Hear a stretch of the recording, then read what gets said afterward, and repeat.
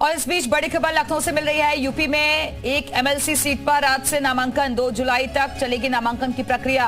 विधान परिषद की एक सीट पर होगा उपचुनाव और स्वामी प्रसाद मौर्य के इस्तीफे से खाली हुई है सीट। विधानसभा कोटे की एमएलसी सीट पर होना है उपचुनाव और विधानसभा के सदस्य ही करेंगे वोटिंग। संख्या बल के हिसाब से बीजेपी की जीत तय मानी जा रही है।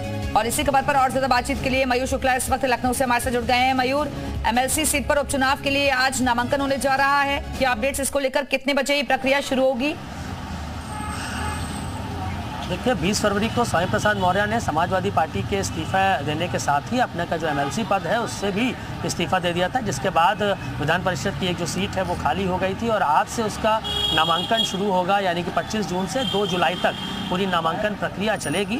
और क्योंकि ये विधानसभा क्षेत्र के कोटे की ये सीट है जिन्होंने छोड़ा है, तो ऐसे में इस सीट पर सिर्फ और सिर्फ विधायक ही वोट कर पाएंगे। तो ऐसे में अगर संख्या बल की बात करें उत्तर प्रदेश में, तो बहुमत में है भारतीय जनता पार्टी की सरकार, सबसे ज़्यादा विधायक उसके पास है। तो ऐसा माना जा रहा है कि जो भाजपा का प्रत्याशी होगा इस एमएलसी सीट के लिए, उसकी जीत लगभग तय, यानी कि भाजपा के खेमे में ये सीट जो है वो जा सकती है। क्योंकि जिस तरीके से बागी हुए थे स्वामी प्रसाद मौर्य, अपनी बयानबाजी के चलते वो लगातार चर्चाओं में रहे, लोकसभा चुनाव भी लड़ा, हार का सामना करना पड़ा। तो धीरे धीरे जो उनकी लोकप्रियता है वो उत्तर प्रदेश में खत्म होती हुई नजर आ रही है। तो ऐसे में अपनी सीट भी उनको छोड़नी पड़ी थी। तो अब ऐसा देखना होगा कि कौन कौन प्रत्याशी है, बीजेपी की तरफ से कौन वो नाम होगा जो इस चुनाव में लड़ेगा। और हालांकि बीजेपी की तरफ ये पूरा जो विधायक जो है सबसे ज़्यादा उनके पास है उत्तर प्रदेश में, तो ऐसे में ये सीट उनके खेमे में जाती हुई नजर आ रही है। बिल्कुल, तो 2 जुलाई तक चलेगी नामांकन की प्रक्रिया और आज से इसकी शुरुआत हो रही है। स्वामी प्रसाद मौर्य ने इस्तीफा दे दिया था, जिसके बाद इस सीट पर अब उपचुनाव होना है।